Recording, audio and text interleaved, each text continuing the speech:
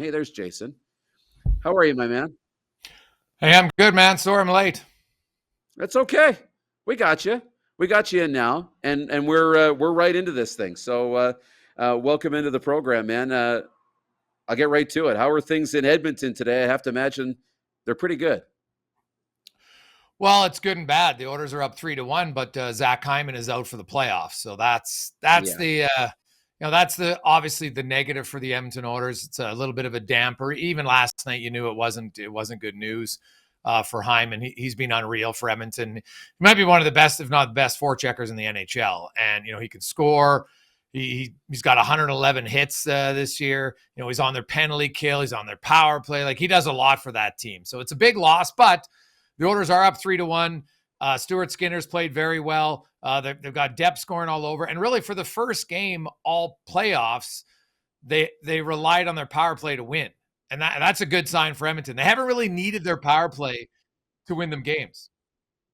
no, they haven't, and they did last night. The third period, was that the most impressive you've seen this team? What they did in that third period against Dallas? Like, they gave them nothing in the third period of a one-goal game. Yeah, they've done that a few times. You can go back to it. Really started, I think, in Game 5 against LA. The Kings had nothing really that whole game. Game 1 against Vegas, they were down 2-0, and in the final 51 minutes, Vegas had 4 shots, 5-on-5. Game 4 they gave them nothing. Game 5, not much. So Edmonton, they've really shown an ability to shut down, because in the first period, Dallas was all over them. Dallas is the better team. There's no debate that. Anybody who watched the game, Stuart Skinner kept that game 1-0.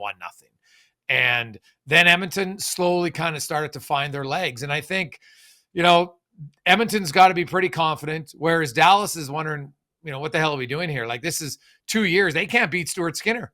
Stuart Skinner's got a 1.85 goals against and a 929 save percentage in the 10 conference final games against Dallas. Like, in the history of the NHL, Stuart Skinner's save percentage now, I think, is like third best ever in conference final games. Yeah, unbelievable. Like, what he's been able to do. And, I don't think this is, you know, I guess I'll ask you the question, because Calvin Pickett on the bench, has he backing up Stuart Skinner, Last game or was has his he? first game back. Yeah. Okay. Last game was his first game back. Because I weirdly wondered, and I said this earlier in the show, that hey, this is just my conspiracy theory. Okay, there's no truth to this. I'm not in the market, but it feels like a coaching masterclass from Chris Knobloch, because last year Skinner started. He was the guy. They made the change and then went back to Skinner and rode him all the way to Game 7 of the Stanley Cup Final. And it almost felt like a bit of a repeat. When he wasn't playing well, you made the change. And I know the injury happened to Pickard, and you go back to Skinner, but I don't know whether Pickard could have played or not. I think, did he not, would you not want to go back to Skinner at some point, and he got his opportunity to kind of Well, reset, they and were it's good. just been perfect. Yeah, they were going to go back to Skinner at some point. Now, Calvin Pickard was definitely hurt. Didn't skate, didn't back up. And you weren't going to go into playoff games with an NHL goalie with no NHL experience as your backup, right? So, no, Pickard was legit hurt. He had an ankle issue, and I think he also had a little bit of a tear in his calf muscle, which I think is fine now. But, Stuart Skinner, it's interesting. Like, Pickard came in and he won games. But he won games because the Oilers scored a lot of goals, right? Like, Pickard allowed 3 and 4 goals in 4 of the 6 games, which is okay. Like, for your backup, all you care about is winning.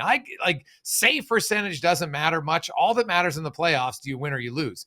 And Pickard won them games, and which he did in the regular season. Like, the guy wins games.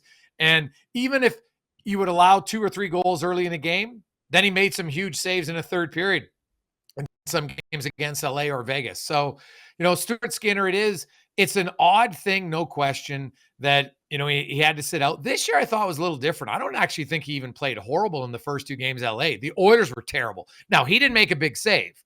I'll say that. I don't think he let in a real weak goal either, but last year against Vancouver, when he got pulled in games 4 and 5, he had struggled in games 1 and 3 quite badly. He had allowed 9 goals on 39 shots, and some of them went right through them. But since he's come back in, man, it's been, Stuart Skinner's been outstanding for Edmonton. Like, he's had 3 shutouts. He's had 2 other games where he's only allowed a goal. Like, he's been great. And the last few games, like he's been a third, like he's been a 3-star selection in both of them, because in the second period of game 3, he was excellent. And in game 1, he was the only reason Dallas wasn't leading. And that's what you need. Like, he's head to head. He's played better than Jake Ottinger in 2 series now, the last 2 years. Yeah, that's the biggest standout to me is he has beaten Jake Ottinger head to head. He's been the better goaltender, and the Oilers on the brink of going back to the Stanley Cup. So to Zach Hyman, you mentioned maybe the best forechecker in the game and what he brings to this team. Somebody who's not in the market and follows the team regularly, but I'm not that worried for the Edmonton Oilers. It feels like this is a team that is going to find a way, no matter who's in the lineup or who's not in the lineup. But how big of a loss is this? It is I think 2 things can happen at the same time. I agree with you. It's a big loss.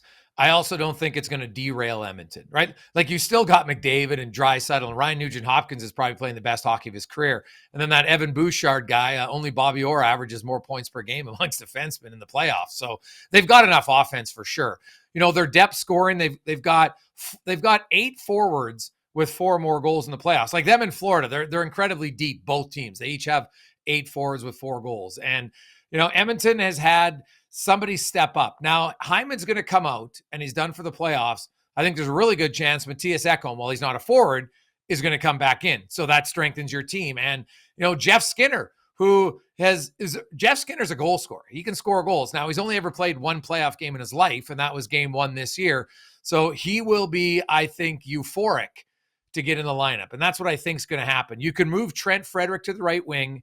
And while he's not Hyman, he's a forechecker. Evander Kane can elevate and play a few more minutes if need be, although not a lot because he's already playing 16. So, I think Trent Frederick and Kasperi Kapanen are 2 guys who are probably going to get more of the, the forechecking roles of Hyman. And Jeff Skinner, while he's not a great forechecker, if you give Skinner an open look, he can finish, right? Like, he's a goal scorer. So I think, it's good to have depth. And Connor Brown isn't playing. But Connor Brown, if the Oilers win the series, which I expect them to, he will be ready for the Stanley Cup final. So, there's a guy who can replace Hyman, and he's, I think, 6th on the Oilers in minutes played. So, he can do it as well. They definitely, you're right, they have enough depth that, because you got to win in the playoffs without injuries. Like, they got this far without Matthias Ekholm, so they should be able to win 5 more games without Zach Hyman. Yeah, we'll see if they can do that. And, I think this team's going to be in good shape. Look, I want to talk about Nuge. 9 points in the series. And you mentioned, Bobby Orr in points per game when you talked about Evan Bouchard. We've talked about Stuart Skinner and where he ranks, among these all-time greats now. Ryan Nugent-Hopkins is in the conversation with Wayne Gretzky in terms of points through 4 games in this conference final. It's unbelievable.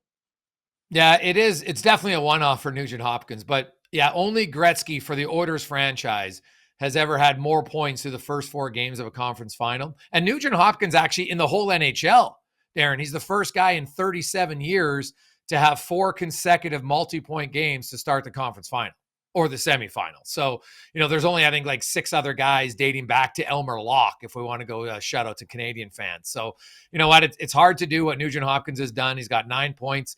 Like, he's been phenomenal. Like, Nugent-Hopkins has more assists 5-on-5 than Dallas has as a whole team in this series. So that just shows you how bad Dallas has struggled 5-on-5. But, Nugent-Hopkins, his play on the Corey Perry goal last night was sublime. Like, Corey Perry literally just had to stand there and tap the puck in, right? Like, he gets good position and I get all that, but that's one of the easiest goals he'll ever score. So, Nugent-Hopkins, well, you've got McDavid and you got Draisaitl. And that's funny, Darren. Connor McDavid is averaging 1.6 points per game in the playoffs this year. He averaged 1.68 last year, and people are like, well, he was so dominant last year. Now, they played a few more games to this point, but think about it. He's still doing 1.6 points per game, and no one's really talking about McDavid because Nugent-Hopkins is great, and Hyman's been hitting everything that moves, and Stuart Skinner's shutting everybody out, and Evan Bouchard is continuing to play very well and go up and down the lineup. Kasperi Kapanen scoring overtime winners. And, so the Oilers are definitely deeper this year than they were last year. And hey, I'd love to see a repeat because we just don't see it very often in the NHL. It's only happened twice where we see a repeat of the previous Stanley Cup final the next year. It happened the Oilers and the Islanders in 83-84. and the Penguins and the Red Wings in 08, 09. Like, it just doesn't happen. And I think it would be great. Yeah, I think it would be fantastic. I like that's a dream Stanley Cup final. I think it would be awesome. It's weirdly reminds me of like the late '90s Detroit Red Wings. You know, with Yzerman and Shanahan and Fedorov and Konstantinov and Osgood. But then in those series, we talked about who did we talk about? Chris Draper, Darren McCarty, these Yeah. guys, right? And if you're going to win a cup, guys need to step up. And I mean, for Florida last year, you heard the Sam Bennett's and Reinhardt's and other guys, not necessarily always your top guys. They're still doing their thing. But for me, this Oilers team just seems so similar to those Red Wings teams that won those back-to-back cups. Yeah, well, you need like Darren McCarty still. That might be one of the nicest goals in Detroit Red Wings playoff history, right? Remember to clinch that game in the Stanley? What was it, game 6 or 5? I can't remember what game it was. We can all hear Don Cherry in the Rock'em Sock'em video describing that goal, right? Yeah, it's unreal. And then even look at the Penguins when they won game 7. They win 2-1 in Detroit. Who scores both goals? Pascal Dupuis. Right. So you need your depth guys to come up with key goals. You need your stars to be your stars all the time, but you're going to need other guys to step up. And that's what Edmonton has had this year, right throughout the lineup. They got 18 skaters with a goal. Same with Florida. And, Jeff Skinner comes back in. And if he plays 8 games, would I be stunned if he scored a goal? No. So, you know what? They got lots of production. And the other thing is they're getting good goaltending right now from Stuart Skinner and a really good team defense. It probably gets overlooked. So Vegas came in when they played Vegas, number 1 team in the NHL in goals off the rush. Edmonton limited to 3. Dallas had the second most goals off the rush. They have 1 in the series. And the Oilers have 5 themselves. So you're seeing that Edmonton is able to take away the strength of the opposition and still play their game. Yeah. Looking at the chat, Colt writes in, says, I love me some Corey Perry as well. He was an Anaheim Ducks fan. Miss him on the Ducks. Those were the good old days. Corey Perry's been good. And how has he elevated his game these playoffs? Well, Corey Perry, man, he just turned 40. But so the NHL sent out a note that players who started the playoffs at 39, because Perry was 39 when the playoffs started, anybody 39 years of age or older, he just tied the record for most goals in a playoff year. Mark Recchi had 6, Ron Francis, and now Corey Perry. And, if the Oilers win the series, you're probably thinking he's got at least another 6, 7 games, maybe 8, depending on how long it goes with Dallas, that maybe he can break that record. Like, the guy scored 19 goals in the regular season, playing like 12 minutes a night. It's been a phenomenal year for Corey Perry. I don't think anybody thought he would give you that much production at age 39. And he scores big goals. He had 5 fights in the regular season.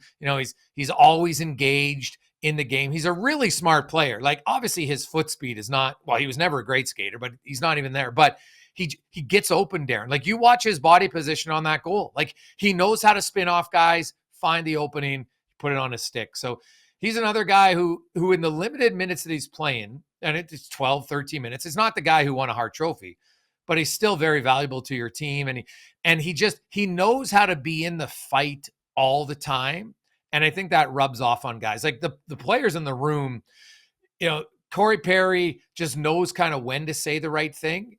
And McDavid and Draisaitl have the utmost respect. Like, Leon Draisaitl thinks Corey Perry's the smartest player he's ever played with, just in how he sees all elements of the game and has a feel of when to stick a guy, when to score a goal, when to fight, when to hit, and when to do nothing. He has a really good sense of the game.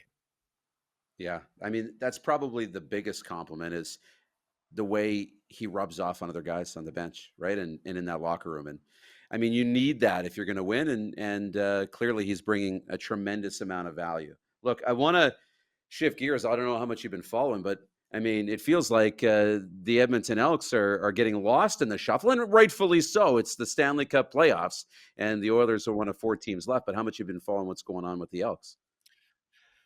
Well, you know what? As much as you can when you're in the playoffs, but they do have their home game on Friday night preseason, so that's great. The Oilers play Thursday, and then if they do lose, they'll play Saturday. So you know what? We'll stop in at Commonwealth on Friday night, and you know what? I do want to go because I want to see Trey Ford in the offense. Right, their defense, I think, right now is going to be their strength to start the year. the revamped defensive line from Toronto, essentially. Their linebacking core is still good. You bring in Ford and McCletchy in the secondary. They got a solid secondary. It's really going to come down to offense. And the biggest question to me, like Trey Ford is dynamic. He is an electric player to watch. Number one, the organization's giving him support. The previous regime, it was kind of embarrassing how they at times they were doing anything they could to badmouth their own franchise quarterback. It made no sense to me. But he's got a support system. Now I want to see, his evolution as a quarterback and who's going to be his receiver, man. Like, who are going to be the playmakers? They got a lot of young, kind of unproven guys, which is really the case there. And a lot of times in the CFL, like nobody knew who Jason Tucker was until he got to the CFL, right? And you go down the list of no one knew who Milt Stegall was. It wasn't like the guy came in highly touted and then dominated. G. Roy Simon, go through all of them. So there's lots of great players that you don't really know of. And that's what the Elks are going to need. They're going to have to find, one or two guys. They've got some veterans for sure, but they're going to need a few young, import receivers step up this year. Their running backs, we know who they are. They're very good, but it's going to be about the receivers. And this revamped offensive line, that was an area of concern. They're a lot more experienced, so that should help them give a little bit more protection to Ford. Yeah, I'm looking forward to that. And Cody Fajardo is the backup. I hope that Ford is given the rope to be the starting quarterback and the leash so he can actually go out, not be looking over his shoulder, and we can see what he's all about. Look, this has been fun, man. I appreciate you jumping in. Enjoy the ride of these playoffs, man. It's going to be a lot of fun. It is fun, and you know what? I'm looking forward to the CFL season. I love CFL, and obviously the Stanley Cup's right around the corner. And hey, big shout out to the NBA, buddy. I'm cheering for the Thunder.